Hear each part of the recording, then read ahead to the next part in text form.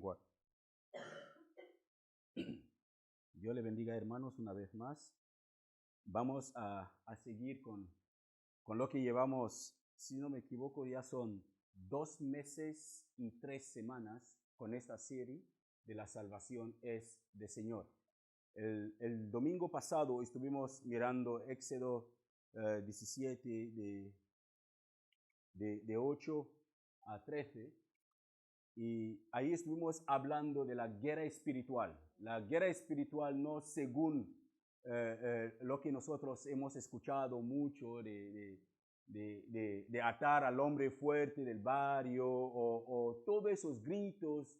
No, la guerra espiritual que vimos el domingo pasado, que es una guerra interna en la vida de un creyente.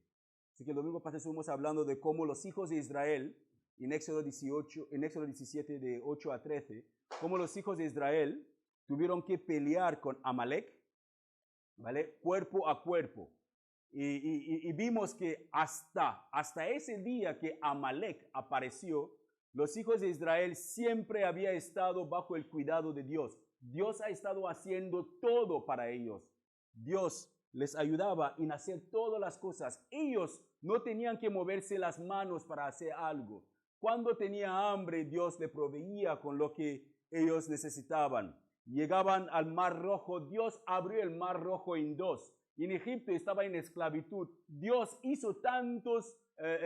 Dios mandó tantas plagas en Egipto que hasta que Faraón no pudo aguantarlo más y Faraón les pidió de salir. Cruzaron el Mar Rojo bajo la poderosa mano de Dios y llegando en el desierto del otro lado, se dieron cuenta que no tenían agua ni comida. Empezaron a murmurar otra vez contra Moisés y Dios una vez más les demostró su amor ayudándoles, sacando agua de la roca y dándole maná, que es pan de los ángeles, comida de los ángeles. Y Dios también les mandó carne, unas aves que ellos pedían, porque pedían que no tenía carne.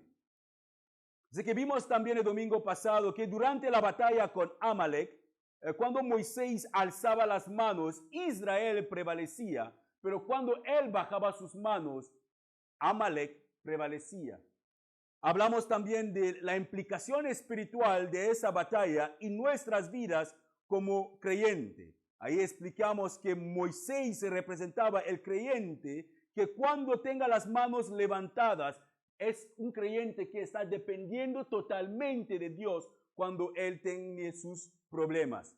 Y siempre cuando el creyente depende de Dios para su victoria, es segurísimo que él tendrá esa victoria.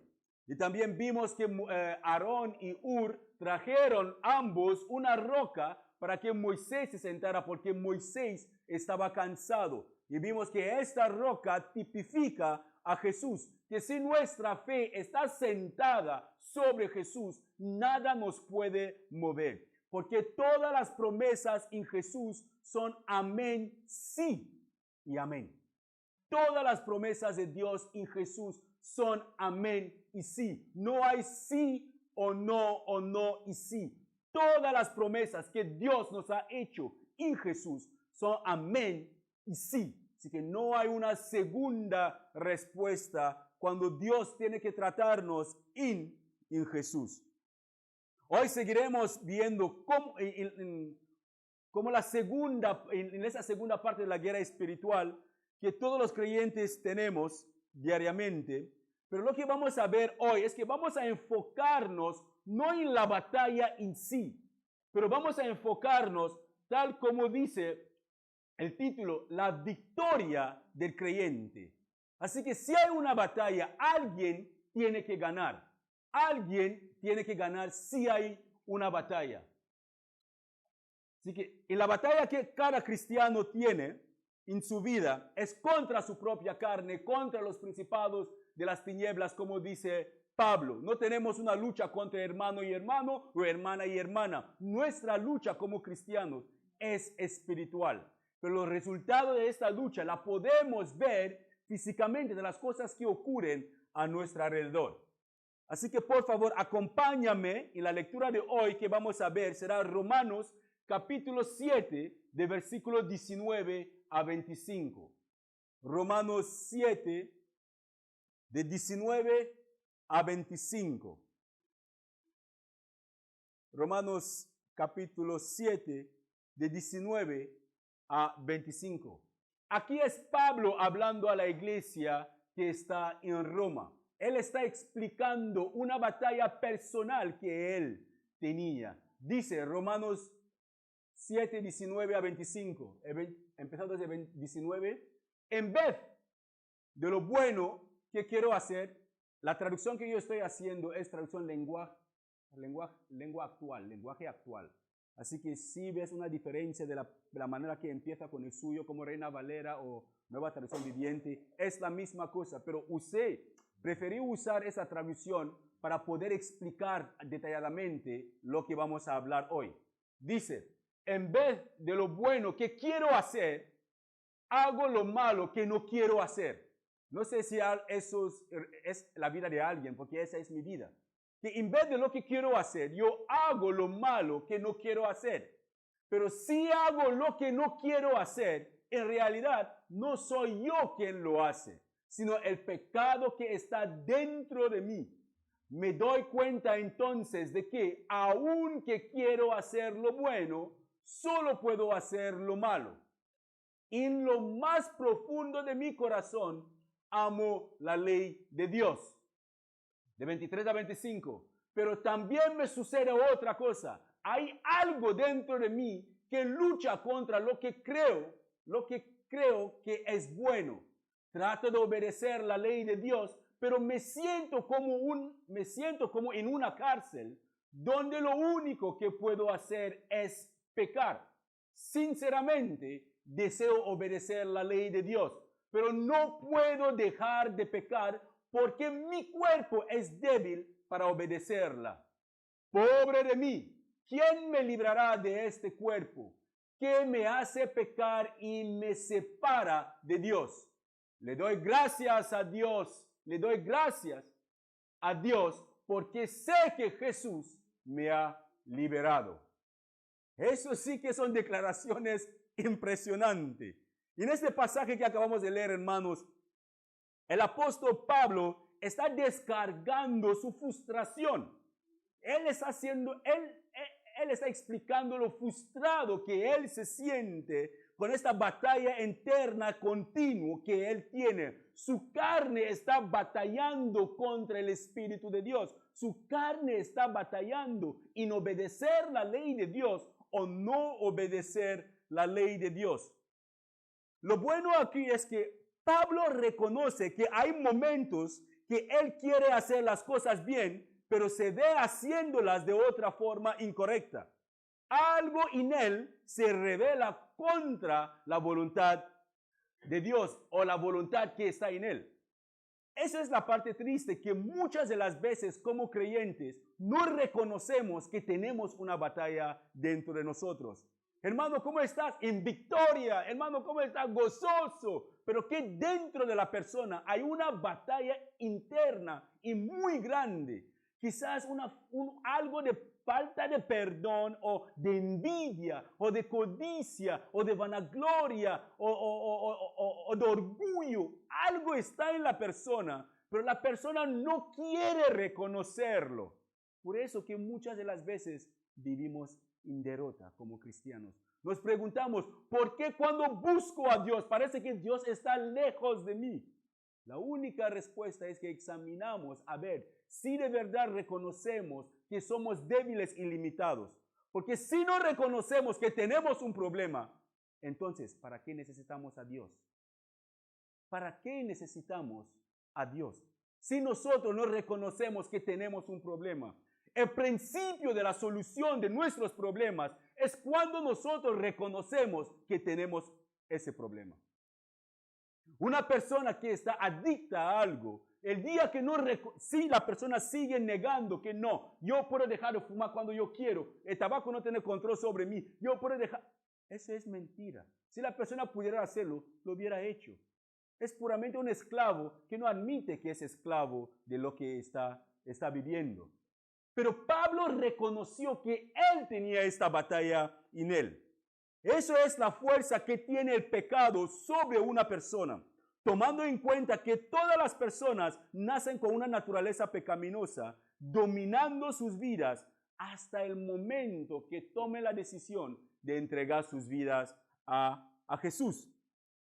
Así que cada creyente es totalmente libre. Ojo, aquí no es para el inconverso. El versículo que acabamos de leer en Romanos no es para inconversos, no es para personas que no conocen a Cristo. ¿Por qué? Las personas que no conocen a Cristo no tienen esta batalla de hacer la voluntad de Dios o no hacer la voluntad de Dios. Simplemente ellos hacen la voluntad de su padre, que es el diablo. Pablo está hablando como un creyente, demostrando que cada creyente tiene una batalla. No puede haber creyente que no tiene batalla. Si no hay batalla en su vida y usted se considera cristiano o cristiana, debe examinar su vida otra vez y a saber si de verdad has creído en Jesús o has creído en otro Jesús. Porque cada persona que ha creído en Jesús, cada cristiano que pone su vida en Jesús, cree en el Evangelio, toma la decisión de que quiere ser discípulo de Jesús. Y en este mismo día y momento que tomamos esa decisión, el diablo va por nosotros. Empezamos ya la guerra. Esa guerra espiritual. Cada creyente es totalmente libre para tomar cualquier decisión que quiera.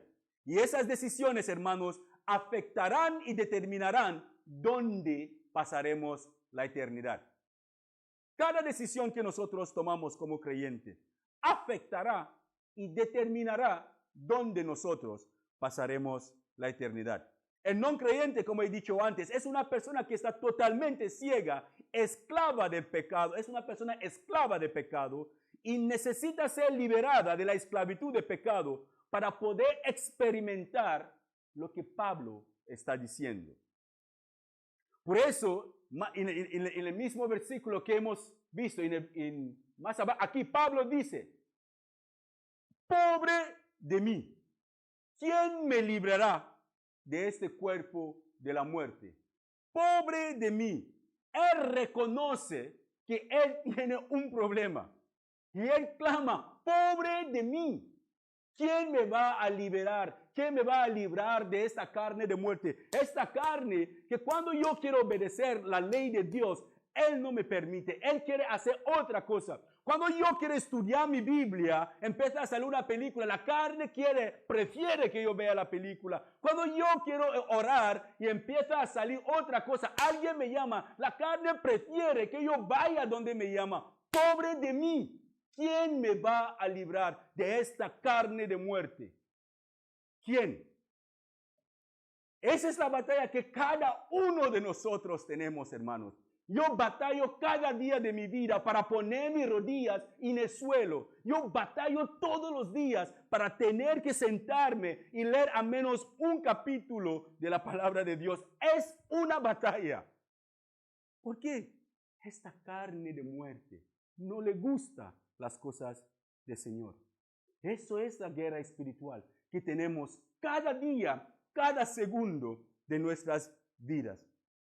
Aunque existe esta guerra en el creyente, estamos llamados, hermanos, a no ceder a los deseos de la carne, sino a andar en el Espíritu, tal como lo dice Gálatas 5, 16 a 23.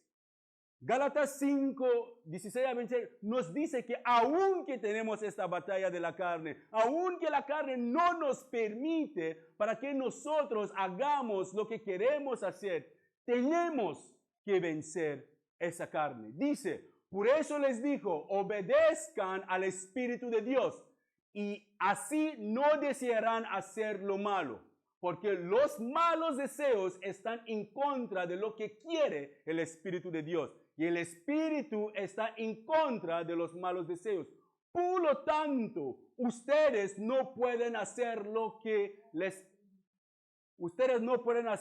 se les antoje. Pero si obedecen al Espíritu de Dios, ya no están obligados a obedecer la ley. Podéis seguir leyendo hasta el 23 tranquilamente en casa.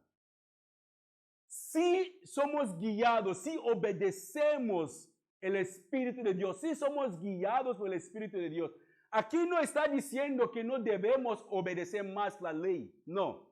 es que cuando somos guiados por el Espíritu Santo, automáticamente obedecemos la ley sin tener que coger los 10 mandamientos cada día y intentar seguirlos como los judíos. Porque el Espíritu Santo es Él quien nos guía cuando nosotros tomamos la decisión de rendirnos hacia Dios. ¿Qué hace un ladrón cuando entra en un banco después de haber atracado el banco? Sale con 2 bolsas de dinero. La policía ahí enfrente esperándole. La policía le dice, ¡alto! ¡Suelta! ¡Manos arriba! ¿Acaso el ladrón levanta las manos arriba con las bolsas de dinero?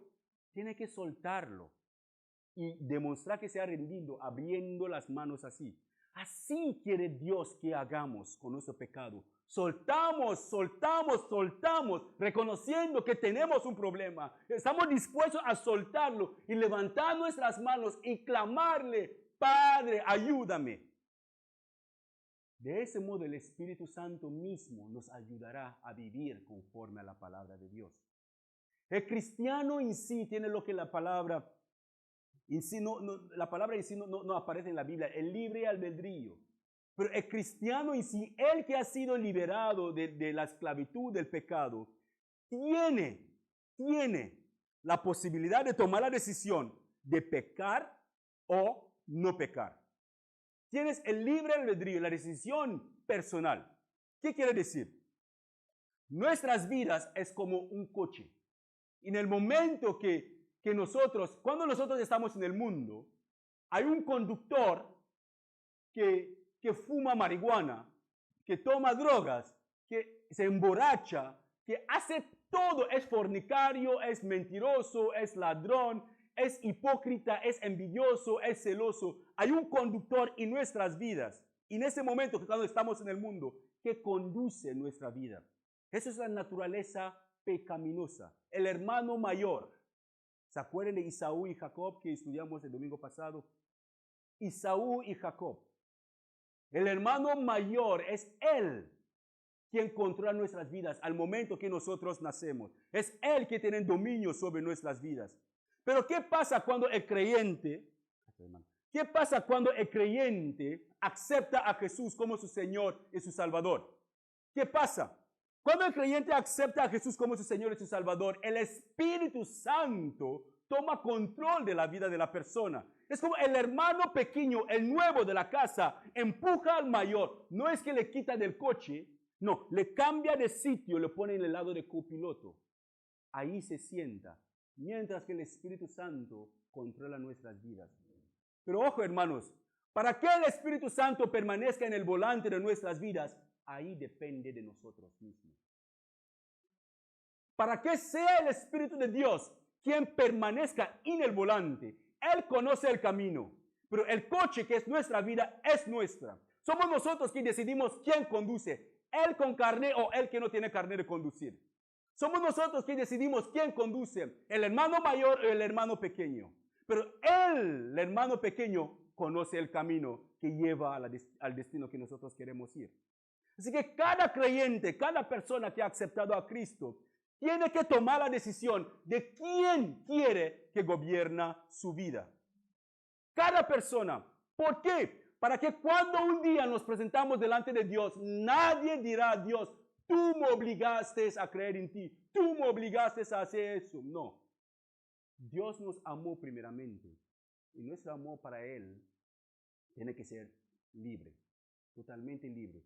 Una mujer no se casará nunca con un hombre porque el hombre le puso una pistola en la cabeza. No se puede obligar el amor. El amor es natural, se cultiva con el tiempo cuando uno vaya conociendo a la persona. Nuestro amor por Dios no es tan intenso el primer día que lo conozcamos. Empieza a intensificarse más tiempo que pasamos con Él. Vamos a tener una relación cada día con Él. Los encuentros dinámicos con el Señor. Cada día vamos a tener una relación con Él. Más cada día vamos conociéndole. Vamos sabiendo las cosas que le gustan, las cosas que no le gustan, las cosas que aborrece, las cosas que Él quiere que hagamos. Él nos va diciendo dónde quiere que vayamos. Él va poniendo orden, diciendo que este amigo no me gusta. Si tú quieres tener una relación conmigo, no sé si alguna vez sus padres cuando eran chiquitos le dijeron eso. Mi madre siempre elegía a mis amigos. Esto no quiero ver en mi casa, esto quiero ver en mi casa, esto fuera de mi casa, esto fuera de mi casa. Si mi madre no había hecho eso, yo no estaré donde estoy hoy. Si yo había tomado la decisión de decir que no, mami, yo soy grande, voy a hacer las cosas como yo quiero, quizás no estaré aquí hoy. De la misma manera, cuando el cristiano se rinde al Espíritu de Dios, se rinde a Dios, el Espíritu Santo empieza a santificarle. Eso se llama el proceso de la santificación. Puede tardar toda la vida. Empieza a decirte, hey, el envidia fuera. Aquí el celo fuera. Aún tiene un poquito de esto, no me gusta. No puedo compartir la habitación con esto fuera. Pero la decisión de que Él permanezca en el volante de nuestra vida depende de cada uno de nosotros. Mi anhelo es que al salir de aquí, que todos nosotros tomemos la decisión que sea el Espíritu Santo quien controla nuestras vidas. Que nadie salga de aquí esta mañana teniendo al viejo conductor controlando su vida. Y que hemos visto Gálatas 5:6, que aún que hay esta batalla en nosotros, somos nosotros mismos que tomamos esa decisión de quién gobierna. Y si miramos también en Romanos capítulo 7, si miramos Romanos capítulo 7, lo que hemos, el pasaje que vimos al principio, en el capítulo 7, versículo 25 de Romanos, el apóstol Pablo hizo unas declaraciones que revela que él nunca pudo vencer esta batalla, pero alguien lo hizo por él. Voy a regresar un poquito para que lo vean. El apóstol Pablo reconoció que él nunca pudo vencer esta batalla. Él nunca pudo hacerlo. Por eso que él gritó, pobre de mí. ¿Quién me va a liberar de eso? Pero después, ¿qué termina? ¿A quién le doy gracias? Le doy gracias a Dios. ¿Por qué? Sé que Jesús me ha liberado. Solo Jesús, hermanos.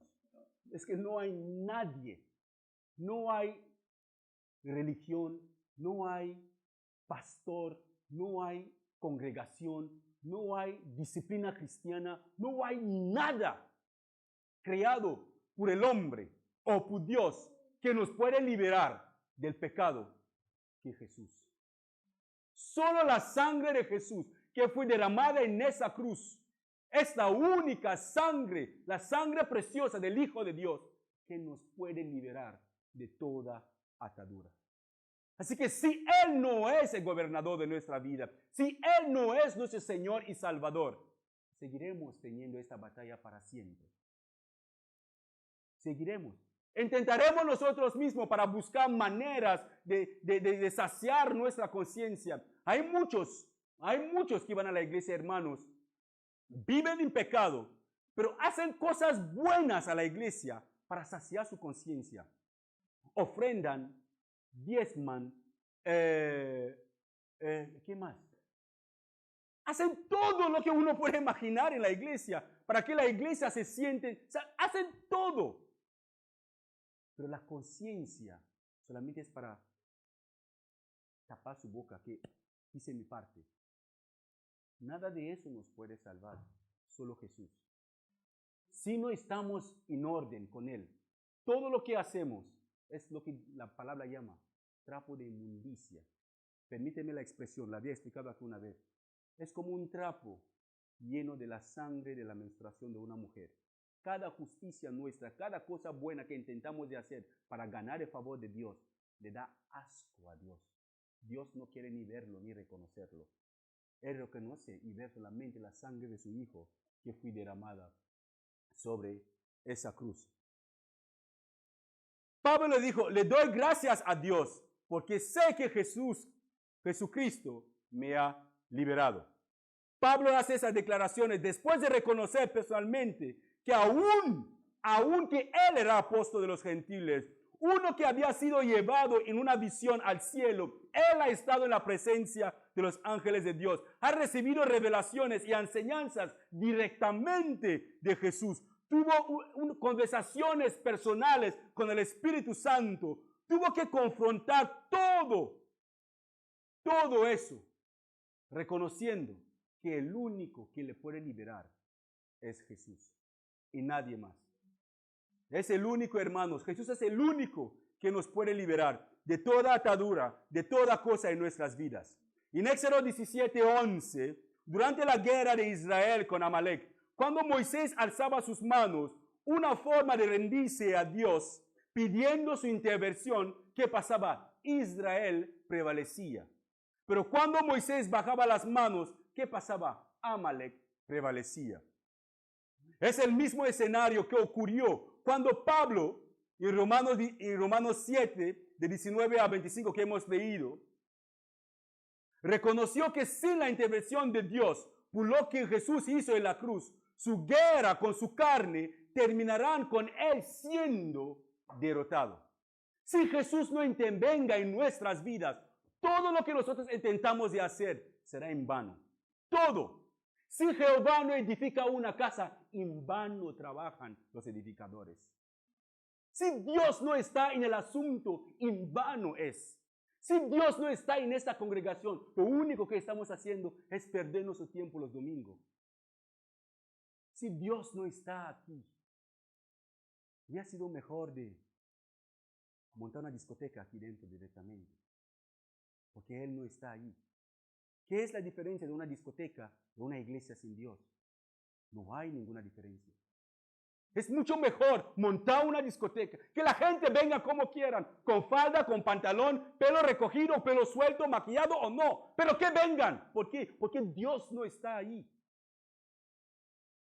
En vano trabajan los pastores si Dios no está en su congregación. En vano trabajo yo si Dios no está aquí. En vano trabaja mi hermano pastor Oliver si Dios no está ahí.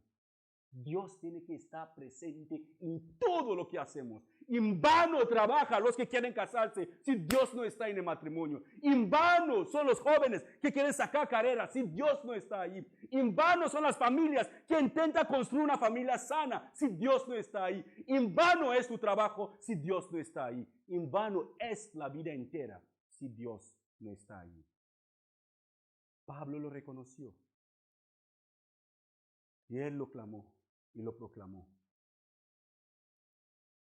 Romanos 6:6 dice, una cosa es clara, antes éramos pecadores, pero cuando Cristo murió en la cruz, nosotros murimos con Él.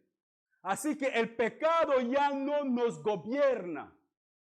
Cuando Cristo murió en la cruz, el pecado fue clavado ahí con Él. El pecado fue, nosotros también murimos con Él cuando Él murió en la cruz.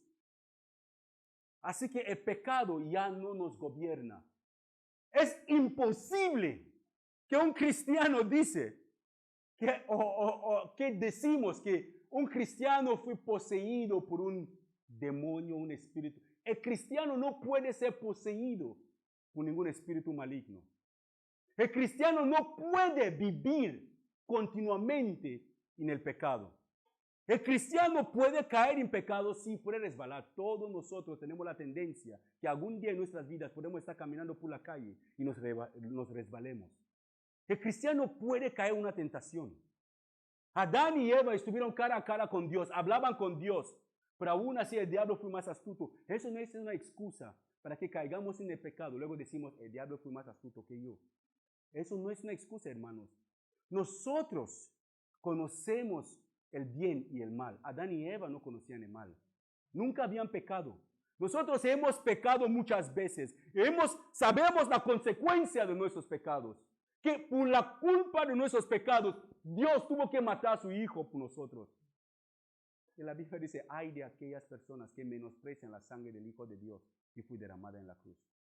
Esta palabra ay es como, estáis acabados, pobrecito de vosotros. Malditos sois. Aquellas personas que menosprecian la sangre del Hijo de Dios que fue derramada en la cruz. ¿Cómo se menosprecia esa sangre? Viviendo después de haber escuchado el Evangelio como nunca lo hubieras escuchado. Así que Romanos 6:6 dice que el pecado ya no tiene gobierno, no gobierna un cristiano. El pecado no tiene autoridad en la vida de un cristiano. Nunca. Un cristiano puede decir que no, algo va mal en esta área. ¿Podemos caer en la tentación? Sí. Pero el pecado puede gobernar nuestras vidas, no. Esa es la victoria del creyente que está en Jesús. Porque cuando éramos pecadores, Cristo murió en la cruz por nosotros. Y nosotros también morimos con Él en esta cruz. En otras palabras, en el momento que creemos en Jesús como Señor y Salvador de nuestras vidas, adquirimos una nueva naturaleza. Y la vieja naturaleza que teníamos es clavada en la cruz con Jesús. Así que cuando nosotros creemos en el Señor, es como quitamos la carne pecaminosa, esta vieja naturaleza que adora el pecado. Jesús, le regalamos a Jesús, lo clavamos con Él. Y cogemos la vida perfecta de Jesús, nos la ponemos y seguimos viviendo la vida. Así cuando Dios nos mira, Él ve la vida perfecta de Jesús que nosotros tenemos sobre nosotros, la sangre del Hijo de Dios. Así que el cristiano, él que se llama, pues se considera cristiano y vive en pecado continuo, es porque aún no ha clavado, no ha muerto en la cruz, no ha quitado aún su vieja naturaleza y clavarlo sobre la cruz con Jesús. Esa es la doctrina de la sustitución. Cuando por gracia la justicia de Jesús es adquirido por el creyente y los pecadores y los pecados del creyente son atribuidos a Jesús. De ese modo, hermanos, el pecado no debería enseñorear a ningún creyente, como le he dicho antes, ya que estamos viviendo bajo la gracia de Dios, según Romanos 6:14. Y si miramos 2 Corintios 5:17, nos dice, esto significa que todo el que permanece en Cristo se ha convertido en una persona nueva. La vida antigua ha pasado, una nueva vida ha comenzado. Todos aquellos que pertenecen a Cristo, todos, no dice algunos de aquellos que pertenecen a Cristo, dice, eso es todo el que pertenece a Cristo. Todo el que pertenece. Si uno se considera que yo pertenezco a Cristo, ¿qué significa? Que me he convertido en una nueva persona. Oye, ladrón, deja de robar. Mentiroso, deja de decir mentiras. Fornicario, deja de fornicar. Hipócrita, deja de ser hipócrita. Envidioso, deja de envidiar. Tienes que dejarlo. Tenemos que dejarlo. Eso es lo que depende de nosotros. Uno no puede decir que yo soy cristiano y sigue murmurando, sigue tener envidia todos los días. Vive en el celos, en la codicia. Pues no ha nacido de nuevo. Porque dice la palabra en 2 Corintios 5:17 que alguno que está en Cristo es una nueva criatura. Es alguien diferente. Todas las cosas viejas ya pasaron. He aquí todos son hechas nuevas. Nuestras vidas deben renacer. Deben demostrar que hay un cambio en nosotros. Que hemos tenido una experiencia con Dios. Hemos visto a Dios. Moisés subió sobre el monte. Estuvo ahí hablando con Dios. Cuando bajó del monte, su rostro brillaba. Se veía que él había estado con el Señor. Uno nunca puede tener un encuentro con Dios y su vida permanece lo mismo. Jamás. Es imposible. Pablo tuvo un encuentro con Jesús, se quedó ciego. 3 días ciego. Juan el amado de Jesús, el discípulo de Jesús, que estuvieron 3 años con Jesús aquí en la tierra. Cuando recibió la visión del Apocalipsis antes de escribirlo, lo que vio a Jesús, alguien, acompáñame por favor, a Apocalipsis capítulo 1. Yo quiero leer, hermanos, eso es la vida de alguien que estaba con Jesús toda su vida, durante 3 años, perdón. Y cuando Jesús subió al cielo,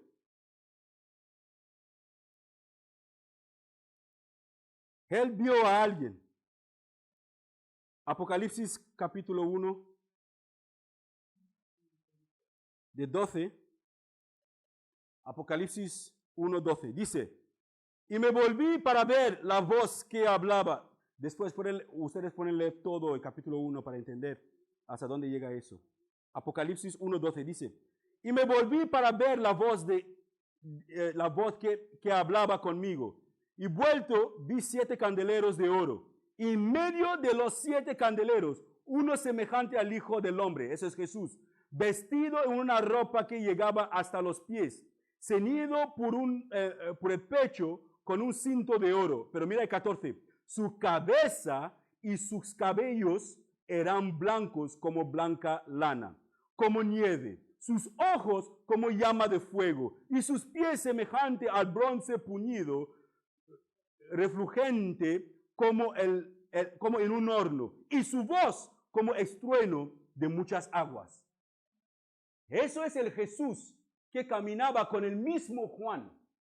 Con el mismo Juan.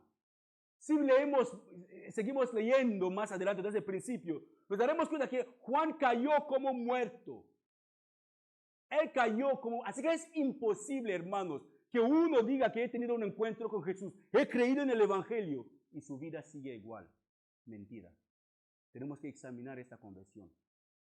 La persona tiene que examinar esta conversión para saber si de verdad creyó en Jesús o creyó en otro Jesús.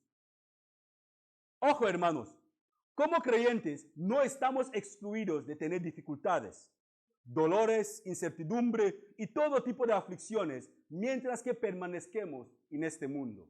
Así que mientras que estamos en este mundo, la garantía 100% es que tendremos aflicciones, tendremos dolores, tendremos problemas, tendremos traiciones, tendremos personas que nos van a odiar, personas que van a anhelar nuestra muerte. Tendremos todo eso. Pero Jesús dijo, no teméis, porque yo ya vencí el mundo. Aleluya.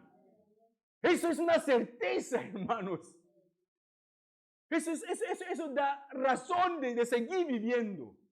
Hoy te dice que mañana mueres. Sí, es normal que tengo que morir porque aún mi carne no ha sido glorificado.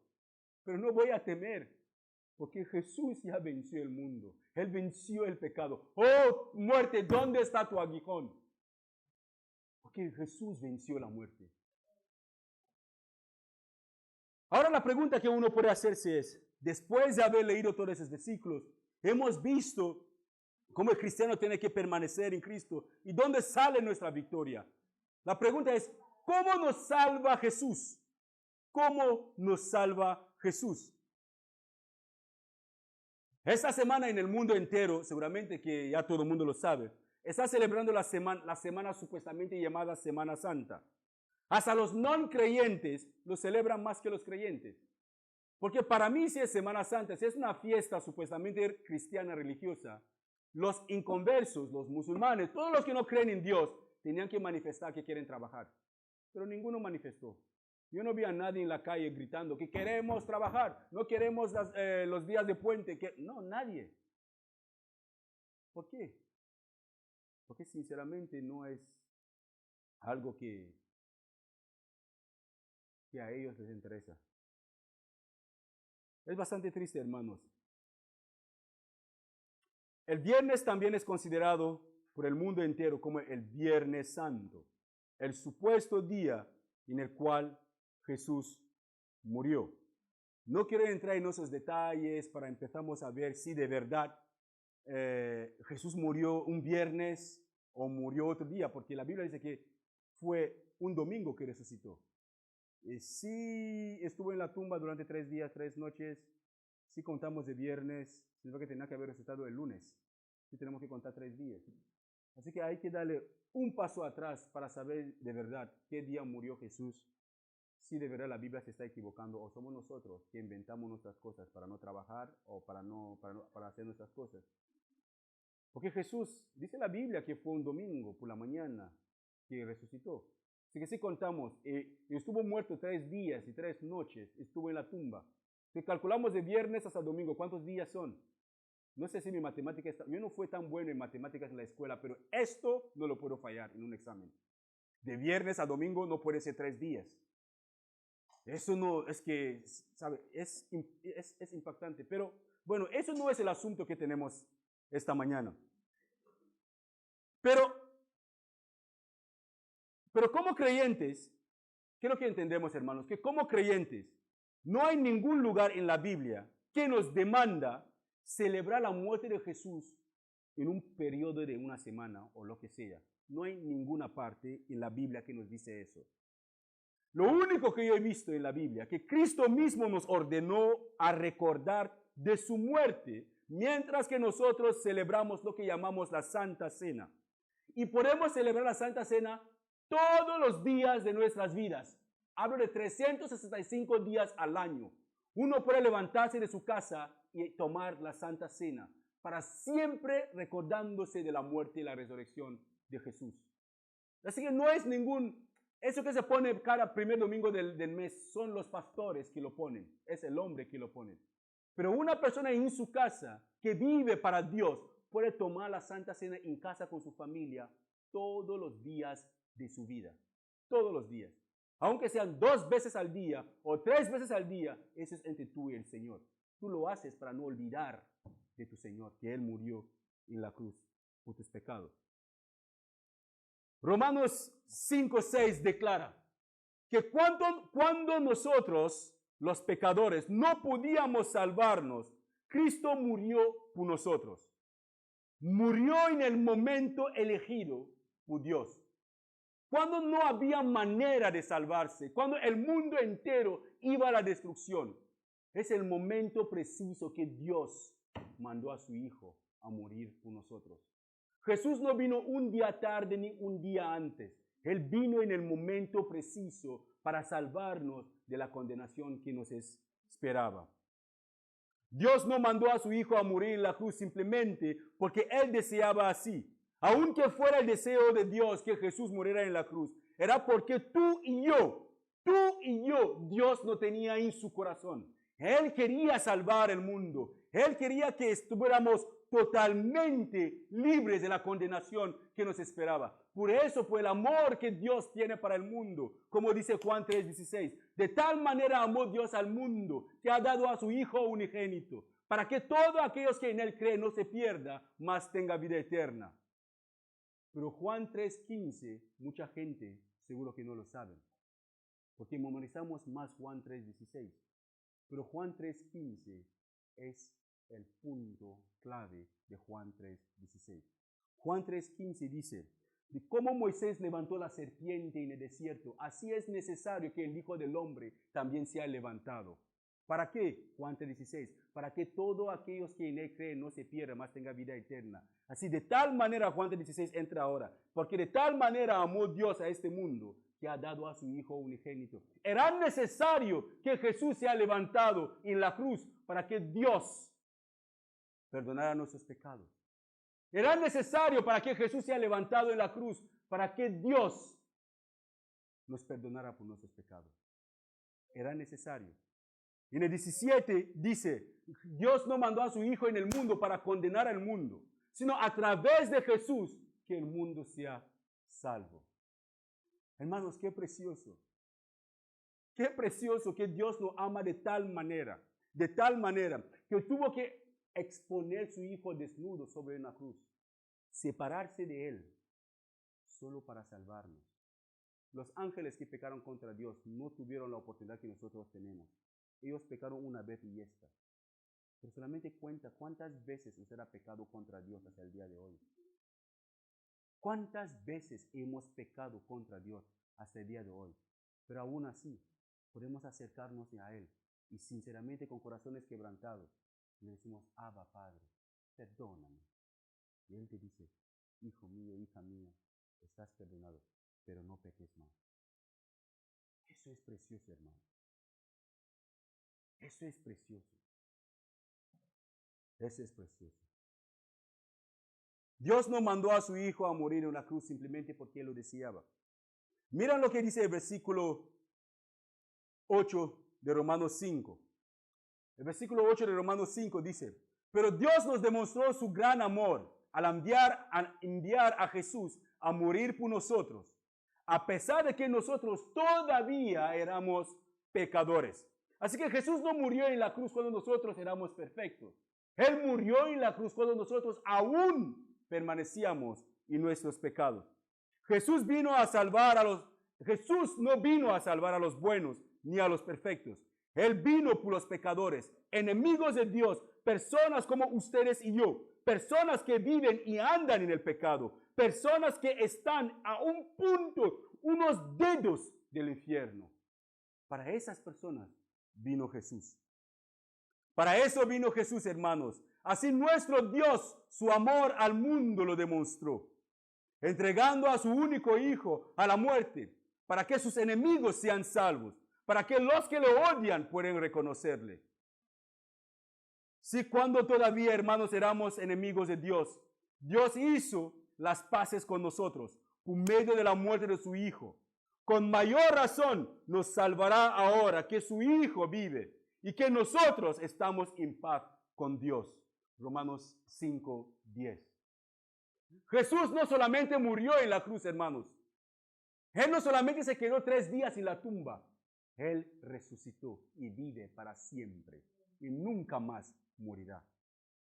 Eso es la garantía que tenemos, que algún día resucitaremos, aunque muramos. Jesús mismo lo dice, si alguno cree en mí y muere, vivirá. Así que los que han muerto en Cristo, no han muerto en Cristo, han dormido como Lázaro durmió. Y cuando Cristo vuelva, Él nos dará nuevos cuerpos, hermanos. Ya no tendré dolor de cabeza, ya no sudaré más cuando hablo. Ya no me fatigaré más, no tendré que trabajar, ni pasaré hambre, ni tendré que aguantar los gritos por allá o por allá. Estaré en paz. Como le dije a mi esposa, me pregunta, cariño, ¿descansa? Y dije, no, me descansaré el día que me muera, el día que estoy con mi Señor. Ese día sabré que he hecho, he sido fiel en todo lo que Él me encomendó. Mientras tanto, hermano, mientras que la luz del sol dura, trabajen, busquen a Dios. Búsquenle en oración, estudien su palabra. Los días son malos. El tiempo pasa volando. La vida es como el humo, que cuando sale ya está, se fue. Hace poco todos teníamos 2 años, 3 años. Ahora tenemos 40, 41, 50, algunos 70 y más. Así es la vida. Y Cristo viene pronto. ¿Cómo nos presentaremos delante de Él? ¿Como un niño que ha hecho algo malo así? O así como un niño que espera que su padre le recompensa por todo lo que ha hecho de bueno. Mi anhelo, hermanos, es ver a cada miembro en esta congregación, con mi hermano Oliver y todos los hermanos que vienen por la tarde, vernos todos en la presencia de Dios, haciendo lo mismo que estamos haciendo, glorificándole. Que Él no nos sorprende en el pecado. Que no nos sorprende, o que cuando Él venga, que no nos buscamos un lugar para escondernos porque no queremos verle. Que cuando escuchamos la trompeta, nos salimos donde estábamos preguntando, ¿dónde viene? ¿Dónde está Él? Que nadie se esconde de Él. Porque Él es nuestra salvación. Oh Dios, ayúdanos, Señor. Ayúdanos, Señor. En Romanos 8:32 dice eso de Dios. Él no escatimó su propio Hijo, sino que lo entregó por todos nosotros. ¿Cómo no nos dará también con Él todas las cosas? Si Dios no tuvo misericordia de su propio Hijo, le mató por nosotros, ¿qué no nos dará Dios? ¿Qué no nos dará Dios? Pedid y nos dará, dice Jesús. No tenemos porque no pedimos. Como pedimos mal, quizás lo pedimos para nuestro propio provecho, no pedimos para que Dios sea glorificado. Pero si Dios pudo matar a su Hijo por nosotros, ¿qué no nos dará Dios? Solamente dime, hermanos, ¿qué no nos dará Dios? Si Él pudo dar su propia vida, la sangre de su Hijo, por nosotros, ¿qué no nos dará? También si miramos 2 Corintios 5:21, nos dice, al que no conoció pecado, ese es Jesús, por nosotros lo hizo pecado, para que nosotros seamos justicia de Dios en Él. Jesús no conoció pecado, nunca pecó, pero Dios tomó nuestros pecados, lo clavó sobre Él en la cruz, para que nosotros podamos adquirir la justicia, la vida perfecta de Jesús. Dios nos considera perfectos, justos, sin pecado, cuando nosotros ponemos nuestra fe en Jesús. Eso es maravilloso, hermanos.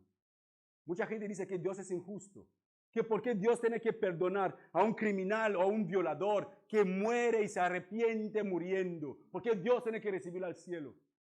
Si Dios fuera justo, o si Dios quisiera ser 100% justo con todos nosotros, ninguno de nosotros tenemos derecho de ir al cielo. Todos merecemos el infierno. De más pequeño que aún está en el vientre de su madre, hasta el más mayor del mundo.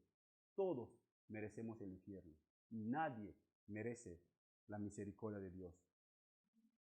Jesús se hizo pecador por nosotros, aunque Él nunca pecó. Dios el Padre cargó sobre Él el pecado de toda la humanidad. Él fue obediente hacia la muerte y en su humanidad. Tenía los mismos sentimientos que nosotros, con las mismas posibilidades de pecar como nosotros. El escritor de Hebreos en Hebreos 4:15 llama a Jesús nuestro sumo sacerdote, quien entiende nuestra situación. Así que, hermanos, no importa la situación en la cual te encuentras, no importa la situación en la cual te encuentras como creyente, como un cristiano. La garantía es que tenemos el respaldo total de Dios, quien nos da la victoria por medio del Señor Jesús, según 1 Corintios 15:57. Dios nos da la victoria por medio del Señor Jesús. En realidad, todo el que es hijo de Dios vence el mundo. Todo el que es hijo de Dios vence el mundo. Y todo el que confía en Jesús obtiene victoria, según 1 de Juan 5:4. Todo el que es hijo de Dios vence el mundo. Todo. Y todos aquellos que creen en el Señor Jesús obtendrán victoria. Nuestra fe en la obra perfecta de Jesús nos ayuda a vencer las pasiones de este mundo.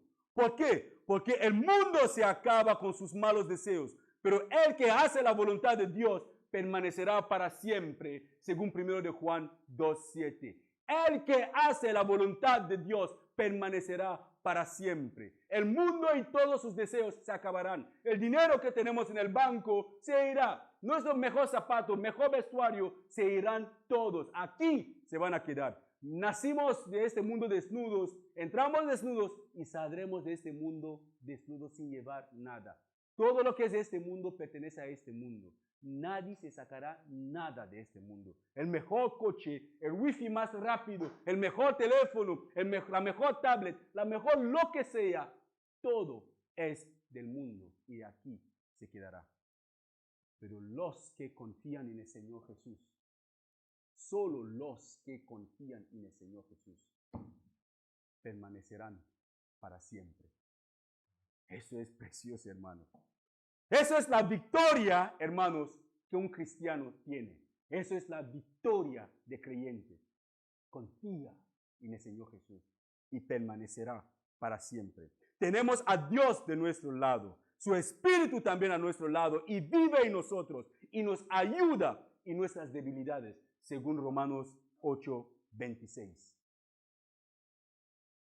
Concluiremos diciendo, hermanos, Jesús es el Hijo de Dios, sin pecados, pero se hizo maldición por nosotros, según Gálatas 3:13.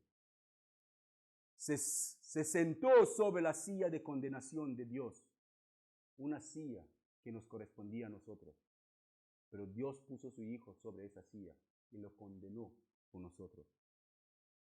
La conclusión de esta predicación, hermanos, sobre la victoria de creyente y todo lo que llevamos hablando, está en Isaías 53. Isaías 53, a partir del versículo 3 hasta el versículo 12. Isaías 53, 3 a 12. Dice, todos lo despreciaban y rechazaban. Fue un hombre que sufrió el dolor y experimentó mucho sufrimiento. Todos evitábamos mirarlo, lo despreciamos y no lo tuvimos en cuenta. A pesar de todo eso, Él cargó nuestras enfermedades y soportó nuestros dolores. Nosotros pensamos que Dios lo había herido y humillado, pero Él fue herido por nuestras rebeliones. Fue golpeado por nuestras maldades. Él sufrió en nuestro lugar. Y gracias a sus heridas recibimos la paz y fuimos sanados. Todos andamos perdidos, como suelen andar las ovejas. Cada uno hacía lo que bien le parecía. Pero Dios hizo recaer en su fiel servidor el castigo que nosotros merecíamos. Fue maltratado y humillado, pero nunca se quejó. Se quedó completamente callado, como las ovejas cuando les cortan la lana, y como cordero llevado al matadero. Ni siquiera abrió su boca. Cuando la arrastraron, no lo trataron con justicia. Nadie lo defendió, ni se preocupó por él. Y al final, por culpa de nuestros pecados, le quitaron la vida. El fiel servidor de Dios murió entre criminales. Fue enterrado como los malvados. Aunque nunca cometió ningún crimen, ni jamás engañó a nadie. Dios quiso humillarlo y hacerlo sufrir. Y el fiel servidor ofreció su vida como un sacrificio por nosotros. Por eso, él tendrá una vida muy larga, llegará a ver sus descendientes y hará todo lo que Dios desea. Después de tanto sufrimiento, comprenderá el valor de obedecer a Dios. El fiel servidor, aunque inocente, fue considerado un criminal, pues cargó con los pecados de muchos para que ellos fueran perdonados. Él dio su vida por los demás. Por eso Dios le premiará con poder y con honra. Eso es Jesús, hermano, que entregó su vida por nosotros. ¿Y qué hacemos nosotros? ¿Cómo vivimos nuestras vidas? Examinamos cómo hemos vivido esta semana hasta el día de hoy. ¿Cuánto tiempo hemos pasado con Él? ¿Cuánto tiempo le hemos hablado? ¿Cuánto tiempo hemos reconocido su obra perfecta en esta cruz? ¿Estamos preparados para enfrentarnos a alguien que sufrió tanto por nosotros? ¿Estamos preparados para decir que Señor fue fiel? ¿Estamos preparados para presentarnos cara a cara con Dios y esperar algo bueno de Él? Mientras que el aliento de Dios permanece en nosotros, hermanos, tenemos la oportunidad de parar y dar la vuelta hacia Dios. Parar sobre el camino de destrucción sobre el cual estamos y tomar el camino correcto y preguntar las sendas antiguas, leyendo nuestras Biblias para saber qué camino hay que tomar. Aún estamos a tiempo, antes que el tiempo se nos escape. Que Dios tenga misericordia de nosotros y que nos ayude, hermanos, a tomar la decisión correcta. Amén.